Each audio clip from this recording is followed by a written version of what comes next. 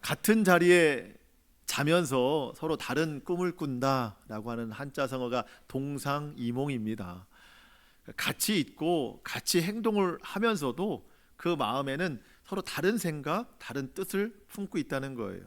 요즘에 보니까 TV 프로그램 중에 하나 이제 그런 게 있더라고요. 이제 부부가 남자 여자가 서로 함께 살지만 서로 다른 생각 가지고 산다는 그런 의미겠죠. 오늘 본문에 예수님과 제자들이 그래요. 완전히 동상이몽입니다. 예수님은 지금 제자들과 함께 십자가를 지시기 위해서 예루살렘으로 올라가고 계세요. 이제 바로 다음 장이 예수님께서 예루살렘에 입성하시는 그런 장면이거든요. 제자들과 함께 가시면서 오늘도 예수님은 십자가와 고난과 죽음, 하지만 3일 후에 부활하실 것을 말씀하시는데 제자들은 그런 생각하지 않아요. 어떻게 하면 예수님을 통해서 성공할 수 있을까? 어떻게 하면 예수님을 통해서 높은 자리에 올라갈 수 있을까?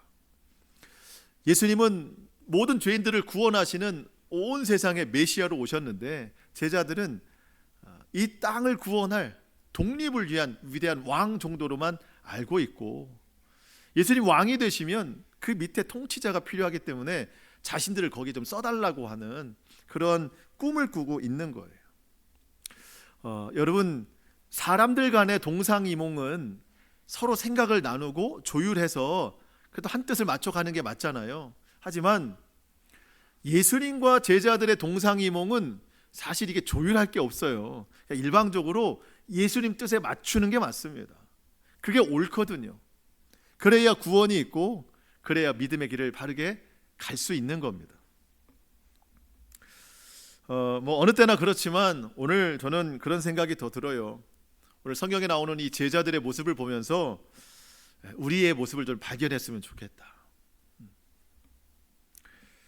내가 예수님을 믿는다고는 하지만 정말 구원의 바른 길을 가고 있는지, 예수님 오늘도 우리에게 말씀하시는 그 십자가를 얼마나 밝히 보고 있는지, 내 마음에 십자가가 여전히 살아있는지, 혹여 제자들처럼 그 구원과 십자가 외에 다른 욕심들이 내 마음에 채워져 있지는 혹시 않을까, 오늘 말씀을 통해서 우리의 심령이 잘 비춰질 수 있기를 소망합니다. 자, 예수님이 이제 그 예루살렘으로 올라가시는데 십자가를 지시기 위해서 가고 계시는 거예요. 근데 가는 길 마지막 즈음에 제자들을 따로 불러 세워놓고, 아마 다른 무리들도 좀 있었던 것 같아요. 12제자를 따로 불러 세워놓고 십자가의 고난과 죽으심, 부활에 대해서 말씀하십니다. 근데 여러분, 이번이 처음이 아니라 세 번째예요. 세 번째. 자, 오늘 그 세 번째 하시는 말씀이 17절로 19절입니다. 한번 보시겠습니다. 예수께서 예루살렘으로 올라가려 하실 때에 12제자를 따로 데리시고 길에서 이르시되, 자, 보라, 우리가, 사실 우리가 같은 꿈을 꿔야 되는 거거든요. 예루살렘으로 올라가노니 인자가, 예수님께서 대제사장들과 서기관들에게 넘겨짐에 그들이 죽이기로 결의하고 이방인들에게 넘겨주어 그를 조롱하며 채찍질하며 십자가에 못 박게 할 것이나 제3일에 살아나리라. 예수님 붙잡히십니다. 바리새인들, 또 대제사장들, 서기관들, 이들에게 붙잡혀 이제 그들은 예수님을 죽이려고 해요. 하지만 그들에게는요, 사형 집행권이 없어요. 왜냐하면 로마의 통치를 받고 있기 때문에. 그래서 예수님을 죽이고자는 하나 그 집행권이 없기 때문에 이방인들에게 넘겨준다. 그러니까 로마의 통치에 예수님을 넘겨줍니다. 그래서 예수님은 조롱을 당하고 채찍질을 당하시죠. 그렇게 죽으시지만 결국 제3일에 살아날 것이다, 이 말씀을 하십니다. 근데 여러분, 이상하게 제자들이 아무 반응을 하지 않아요. 아무 반응하지 않아요. 이 세 번째 말씀하시는 거거든요. 근데 첫 번째 말씀하실 때는 좀 반응이 있었어요. 두 번째 말씀하실 때도 좀 반응이 있었어요. 근데 이 세 번째는 반응이 없어요. 점점점 반응이 없어져 가요. 희미해져 갑니다. 첫 번째 십자가 고난 말씀하실 때가 언제인가? 빌립보 가이사랴에서 사람들이 나를 누구라 하느냐? 그래서 너희는 나를 누구라 하느냐? 베드로가 이르되 주는 그리스도시요 살아계신 하나님의 아들이십니다. 이때로부터 예수님이 고난을 말씀하시는데요. 자, 첫 번째 말씀하신 것이 16장 21절입니다. 자, 이때로부터 예수 그리스도께서 자기가 예루살렘에 올라가 장로들과 대제사장들과 서기관들에게 많은 고난을 받고 죽임을 당하고 제3일에 살아나야 할 것을 제자들에게 비로소 첫 번째로 말씀하셨어요. 자, 예수님의 이 말씀에 베드로가 어떤 반응 보이죠? 베드로가 예수를 붙들고 항변하여 이르되 주여 그리 마옵소서, 이 일이 주께 결코 미치지 못하리이다. 물론 여러분, 베드로의 이 항변이 옳은 것은 아닙니다. 그러니까 예수님이 이제 베드로의 이 항변의 말을 듣고 뭐라고 말씀하세요? 사탄아, 내 뒤로 물러가라. 너는 지금 하나님의 일을 생각지 않고 사람의 일을 생각하고 있다. 물론 옳지는 않아요. 하지만 예수님께서 고난당하신다고 하는 일에 대해서 마음이 아픈 거죠. 최소한의 제자로서의 도리는 하고 있는 거예요. 바른 방법은 아니지만 우리가 이걸 좀 기억했으면 좋겠어요. 인식은 있다, 고난에 대한. 자, 두 번째로 말씀하신 것이 17장입니다. 17장 22절 23절.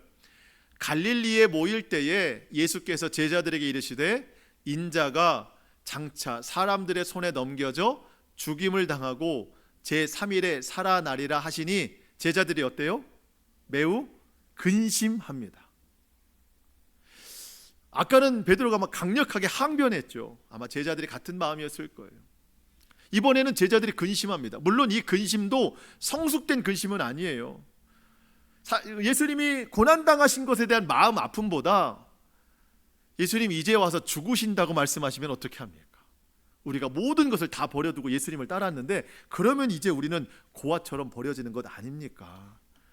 여러분, 살아나리라 이쪽에는 관심이 없어요. 왜냐하면 그런 사람이 없거든요. 그러니까 죽으심에 대해야만 마음에 고통이 있는 거예요. 첫 번째는 항변하면서 강력하게 반응했는데 두 번째는 근심 정도 하는데 오늘 본문에는요 아무런 반응이 없어요.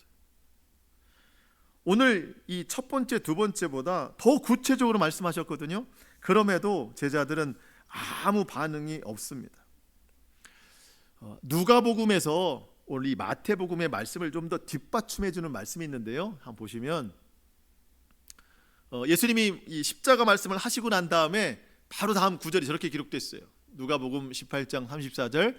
제자들이 이것을 하나도 깨닫지 못하였으니 그 말씀이 감추었으므로 그들이 그 이르신 바를 알지 못하였더라.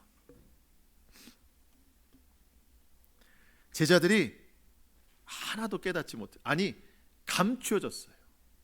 먼저는 그래도 들었고 인식은 했어요. 근데 점점점 십자가와 고난에 대한 인식이 없어지더라는 거예요. 여러분, 예수님은 이제 곧 예루살렘에 가셔서 사람들에게 붙잡히세요. 십자가 고난 당하십니다. 다시 살아나세요. 이제 곧 마음이 급하세요. 그러니까 제자들에게 알려주시는 거예요. 그렇게 알려주시는 이유는 뭐예요? 나와 같이 고난을 당하라. 이 고난길에서 도망가지 말아라. 고난 뒤에 반드시 영광이 있다. 이게 말씀하시는 거거든요. 근데 제자들은 다른 꿈을 꿔요. 이제 곧 예수님이 예루살렘에 들어가시면 예루살렘뿐만 아니라 온 유대의 왕이 되실 텐데, 그 왕이 되면 통치자가 필요할 텐데 그때 주의 우편에, 주의 좌편에 빨리 내가 앉아야지. 이제 시간이 얼마 안 남았어. 그 자리를 선점해야 되겠다는 거예요. 완전 동상이몽이죠. 저는 그런 적용을 좀 해보고 싶어요. 여러분, 우리의 신앙의 연수가 더해질수록 하나님 말씀 많이 듣죠. 많은 말씀 중에 십자가와 고난에 대한 말씀을 많이 듣습니다. 근데 여러분, 지금 내 마음에는 얼마나 그 십자가의 말씀이 선명하게 비춰져 있는가, 얼마나 이 고난에 대한 예수님의 말씀이 얼마나 여전히 내 마음속에 생명처럼 남아 있는가, 점점점 희미해져 가고 있지는 않은가. 여러분, 우리는 구원받는 데 대해서 아무 공로가 없어요. 그저 예수님의 십자가 은혜로만 구원을 받았습니다. 그러면서 예수님이 우리에게 말씀하신 게 뭐예요? 누구든지 나를 따르려거든 자신을 부인하고 자기 십자가를 지고 나를 따르라. 여러분, 그 십자가가 우리의 심령 가운데 항상 남아 있어야 되거든.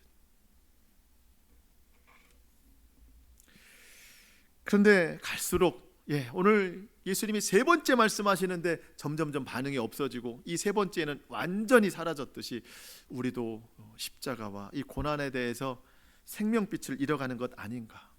여러분, 그러다 보면은요 구원의 은혜도 점점점 잃어가요. 여러분, 지금 구원의 감사, 감격이 충만하십니까? 아니면 원망과 불평이 더 많으세요? 저의 삶을 좀 돌아봐도요, 이 구원의 감격이 늘 불덩이처럼 막 불타오르지는 않아요. 오늘 당장 필요한 게 더 크게 보여요. 오늘 당장 해결 안 된 것이 내 마음에 자리 잡고 있어요. 왜 주님이 이 고통을 더 연장해 나가시는가? 왜 주님이 필요를 채우시지 않나? 여러분, 감사와 감격의 자리에 원망과 불평이 더 많을 때가 있어요. 여러분, 깨닫습니다. 우리 믿음의 본질을 잃지 말자는 거예요. 여러분, 우리는 오늘 주의 제자들이 말하는 것처럼 주의 우편에 좌편에 주님 왕 되시며 높은 자리, 여러분, 우리가 예수 믿는 것은 세상 성공을 위해 예수 믿는 거 아니에요. 우리는 이미 예수의 보혈로 구원 받았습니다. 할렐루야. 우린 구원 받은 사람이에요. 그래서 구원의 확신을 가지고 가는 사람이에요. 근데 여러분 꼭 기억하세요. 확신은 확정이 아닙니다. 구원의 확정은 예수님 다시 오시는 날 확정되는 거예요. 이미 확신을 가지고 있으니 그 구원이 확정되는 날까지 우리는 이 세상에서 성공이 아니라 신앙의 성숙을 위해서 살아가야 된다는 거예요. 믿음의 성장을 이루되, 여러분, 성장만 있어서는 안 돼요. 성숙된 삶이 되어야 되는 거죠. 아이들이 자라면서 키가 크고 몸이 커지고 어른으로 몸이 바뀌어지지만, 여러분, 그거는 성장입니다. 성장한다고 다 성숙되는 건 아니에요. 인격이 바뀌어야 되고 하나님이 원하시는 삶으로 바뀌어야 된다는 거예요. 그런데 우리의 많은 부분이 신앙은 계속 성장한다고는 하지만 성숙되지 않은 삶으로 인하여서 여전히 우리가 세상에 더 많은 것들을 원하고 그렇게 바라는 것들이 있다는 거죠.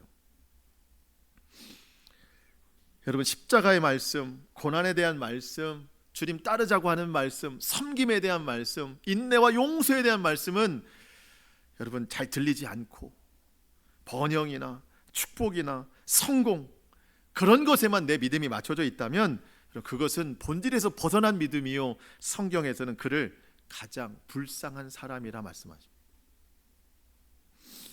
고린도전서 15장 19절, 만일 그리스도 안에서 우리가 바라는 것이 다만 이 세상의 삶뿐이면 모든 사람 가운데 우리가 더욱 불쌍한 자이리라.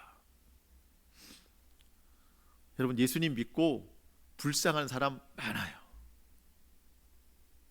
저와 여러분은 불쌍한 사람 되지 않기를 축복합니다. 여러분, 예수 믿는 게 불쌍한 게 아니에요. 예수 믿는 건 축복이에요. 영광이에요. 구원이란 말이죠. 근데 우리가 신앙의 길을 잘못 선택하면 불쌍한 삶이 되는 거예요. 그 내용이 뒤편에 나오지 않습니까? 예수님 고난에는 전혀 관심이 없고 자기 영광만 누릴 생각. 여러분, 20절 21절입니다. 오늘 본문. 그때 세베대의 아들의 어머니가 그 아들들을 데리고 예수께 와서 절하며 무엇을 구하니, 예수께서 이르시되 무엇을 원하느냐 이르되 나의 이 두 아들을 주의 나라에서 하나는 주의 우편에 하나는 주의 좌편에 앉게 명하소서.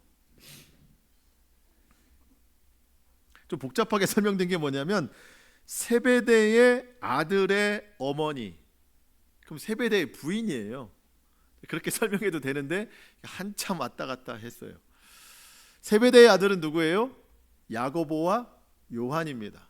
예수님이 항상 어디든지 함께 데려갔던 제자가 세 명이 베드로, 야고보, 요한이잖아요. 변화산에도 데려갔었고 그 중에 두 사람이에요. 근데 이 둘이 형제입니다. 야고보와 요한. 그 어머니가 나왔어요. 요즘 말로 좀 극성스러운 엄마예요. 예, 아들 성공을 위해서 여기저기 다 쫓아다니는 엄마. 예. 그 어머니의 이름이 살로메입니다. 살로메. 성경에 이제 나오는데 이 어머니가 예수님과 관계 있는 사람입니다. 요한복음 19장 25절에 보니까 이모라는 표현이 되어 있어요. 이모. 그러니까 예수님과 혈연적으로 이모의 관계에 있는 겁니다. 그래서 제가 보기에는 친이모는 아닌 것 같은데 어쨌든 혈연적으로 마리아와 혈연적으로 매우 가까운 관계에 있는 이모예요. 이모. 자, 무슨 찬스를 쓴 거예요 지금? 이모 찬스를 쓴 거예요. 예수님께. 내가 예수님 이모 아닙니까? 그러니까 내 두 아들을 주의 우편에, 주의 좌편에 좀 앉게 해주십시오.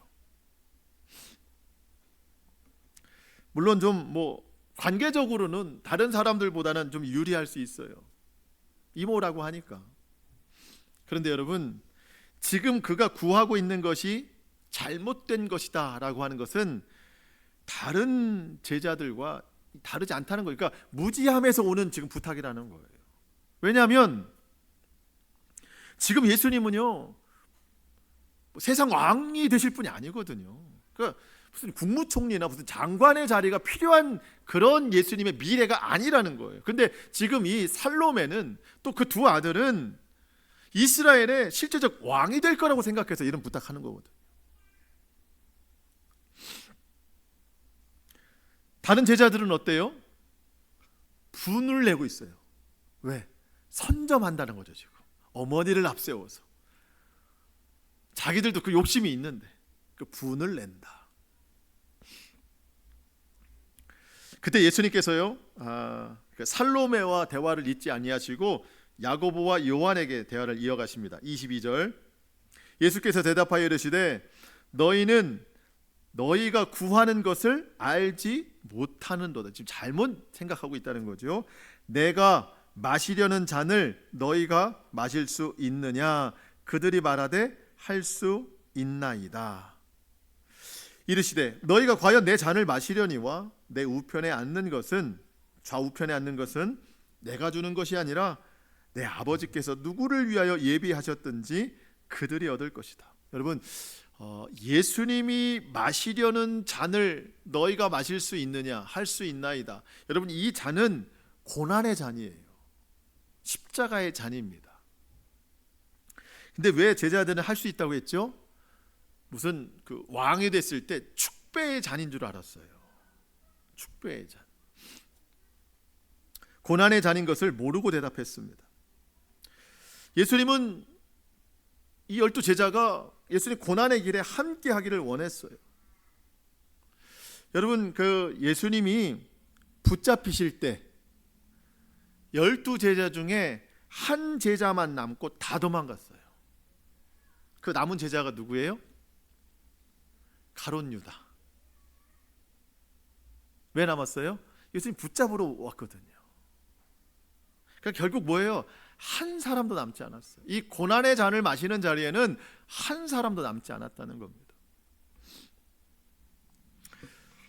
적용해 봅니다. 여러분 오늘 예수님께서 지금도 찾으시고 바라시고 기대하시는 사람이 누군가? 고난의 잔을 함께 마시는 사람이에요. 자기 십자가를 지고 예수님을 따르는 사람들입니다. 오늘 말씀의 결론인데 여러분 높임받고자 하는 사람이 아니라 섬기는 사람을 찾는다는 거예요.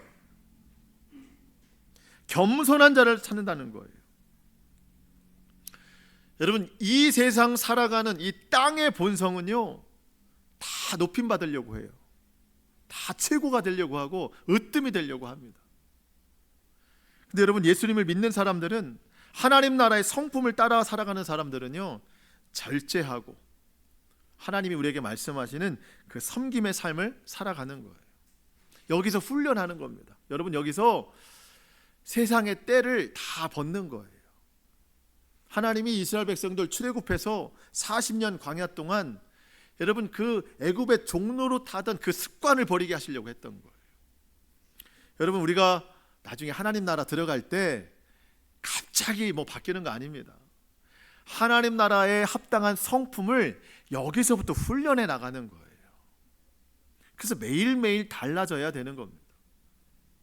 그래서 우리의 삶의 목적은 성공이 아니라 성숙에 있다는 거예요. 하루하루 달라지는 것.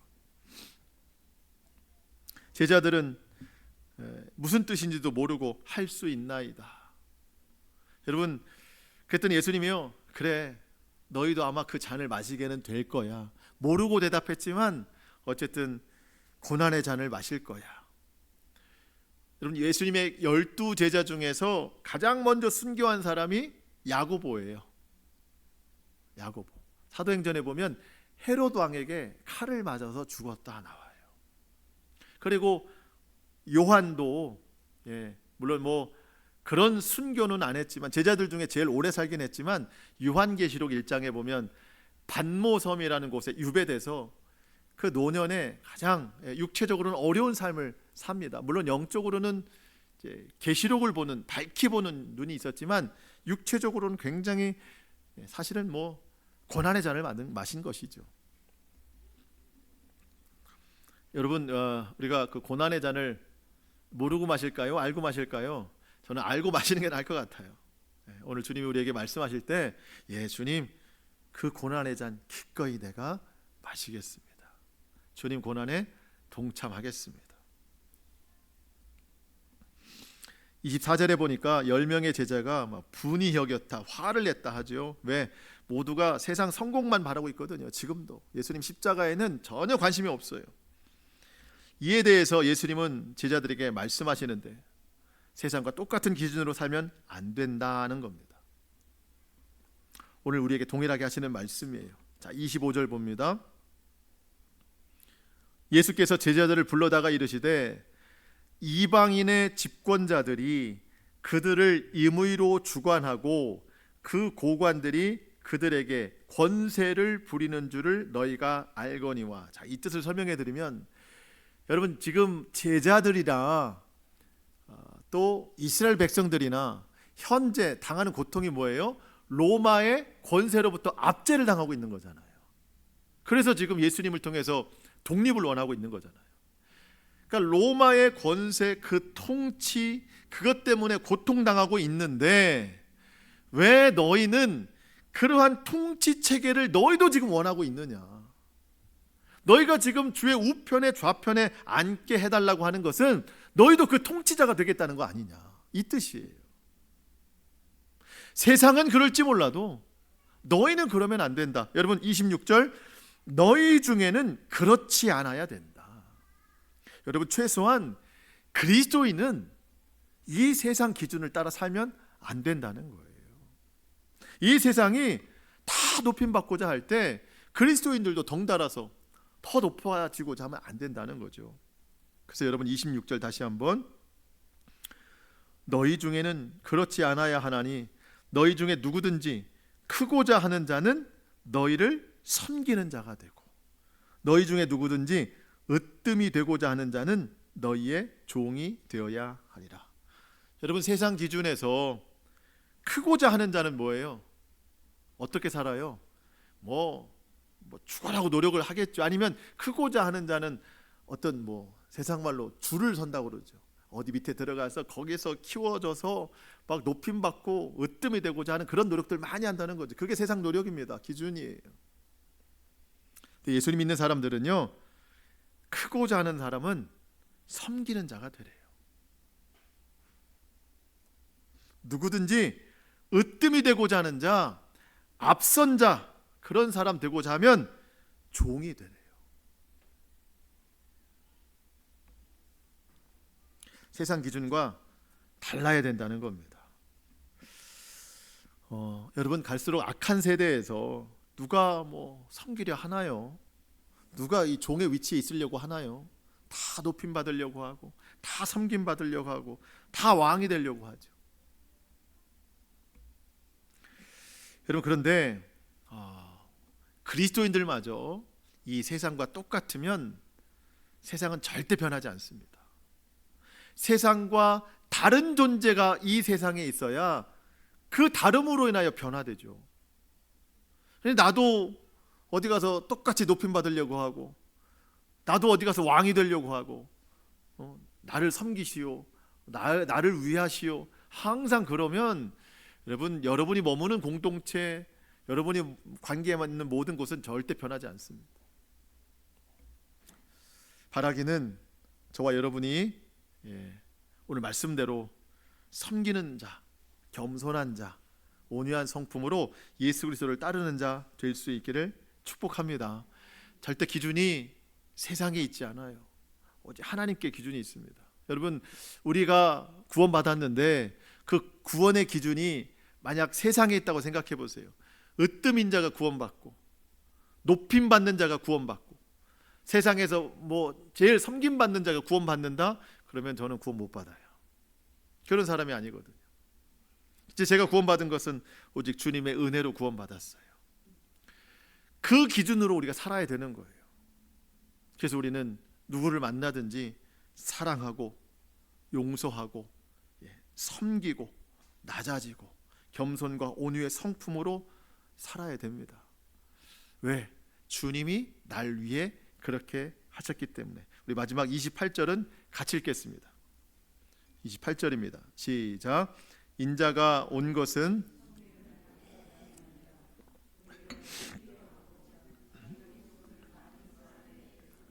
내가 하심이라. 아멘. 예수님이 저와 여러분을 섬겨주셨는데 생명으로 섬겨주셨어요. 생명을 내어주심으로 저와 여러분을 살려주셨습니다. 그 은혜를 내가 받았고 오늘도 그 은혜로 살아갑니다. 그래서 우리는 그 은혜를 나누면서 살아가야 돼요. 여러분, 나는 사랑하지 못하는 존재예요. 나는 용서하지 못하는 존재예요. 나는 작은 것 하나도 섬기기 어려운 존재예요. 그렇지만 그런 나를 위해 예수님이 모든 것을 다 행하셨으니 이제 나는 사랑할 수 있는 존재예요. 이제 나는 용서할 수 있는 존재예요. 이제 나는 섬기고 베풀고 나눌 수 있는 존재가 되는 것입니다. 예수님이 그렇게 하셨기 때문에 내가 그렇게 할 수 있는 거고, 내가 그런 모습 보여야 내 주님이 영광 받으십니다. 여러분, 그 입시철 되면 학원마다 우리 학원에서 어디 학교를 보냈다 많이 붙잖아요. 현수막이. 그 학원을 자랑하는 거죠. 우리 학원은 이렇게 잘 가르친다. 학생이 좋은데 어디 들어가면 그 학원이 영광 받잖아요. 비유로 말씀드리는 거예요. 여러분, 우리가 바르게 살아야 우리 선생님이 영광 받으세요. 예수님이 영광 받으신다고요. 예수님 그런 말씀하셨어요. 요한복음 13장 35절에 너희가 서로 사랑하면 이로써 모든 사람이 너희가 내 제자인 줄을 알리라. 여러분, 예배 끝나고 성경책 옆에 끼고, 요즘은 그런 모습 자주 못 보는데 예전에 예배 끝나면 막 교회로에서 막 밖으로 나갈 때 성경책 끼고 막 이렇게 가잖아요. 사람들이 보면서 교회 다니는 사람인가 보다 하잖아요. 여러분, 그거는 표면적인 거예요. 우리가 성경책 끼고 아무리 다녀도 그 표면적인 걸 넘어갈 수 없어요. 이 세상에서 영향력 나타낼 수가 없다고요. 이 세상에서 영향력을 나타내려면 예수님 말씀처럼 너희가 서로 사랑함으로. 사람들은, 예수 안 믿는 사람들은 이 교회 와서 뭐 하는지 몰라요. 근데 우리가 주의 성전에 와서 함께 예배드리고 서로 사랑하고 서로 섬기고 서로 위해주고, 그러면 말로 표현되지 않는 이 그리스도의 능력이 교회 담을 넘고 세상으로 흘러가는 거예요. 그때 우리가 예수님의 제자인 줄 아는 거예요. 여러분, 성경책 끼고 다니는 게 제자가 아니고 우리가 서로 사랑하는 것이 제자고, 그것이 예수님을 나타내는 것이고, 그것이 예수님의 영광을 위한 것입니다. 여러분, 그래서 먼저 주의 사랑하는 형제 자매를 위해서 섬기시기를 축복합니다. 우리 교회는 그런 교회 되어야 돼요. 서로 섬기는 사람, 서로 나누고 베푸는 사람.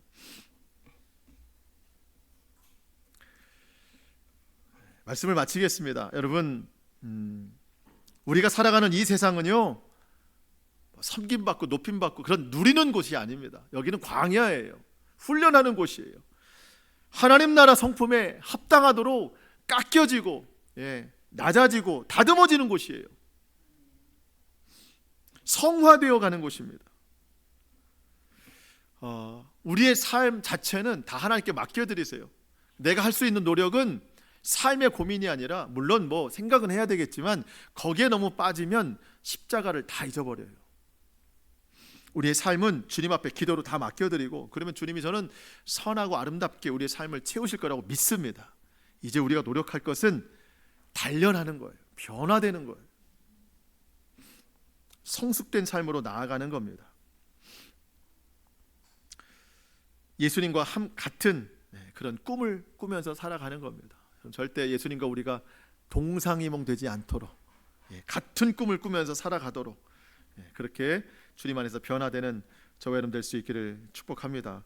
특별히 여러분, 가정에서 섬기시기 바랍니다. 가정에서 먼저 섬기세요. 그리고 교회에서 섬기시고, 또 여러분 삶에서, 세상에서 더욱 많이 섬기시면서 살아가기를 축복합니다. 십자가가 있어야 여러분 영광이 있는 거예요. 죽음이 있어야 부활이 있는 거예요. 그래서 섬기시기를 다하면 또 고난에 또 말씀으로 또 십자가로 잘 대처하시면 그 다음에 하나님의 영원한 영광을 우리 가운데 허락하여 주실 줄로 믿습니다. 오늘 말씀 꼭 기억하시고 이 한 주간 동안 주의 말씀에 순복하며 살아가는 저와 여러분 되기를 주님의 이름으로 축복합니다.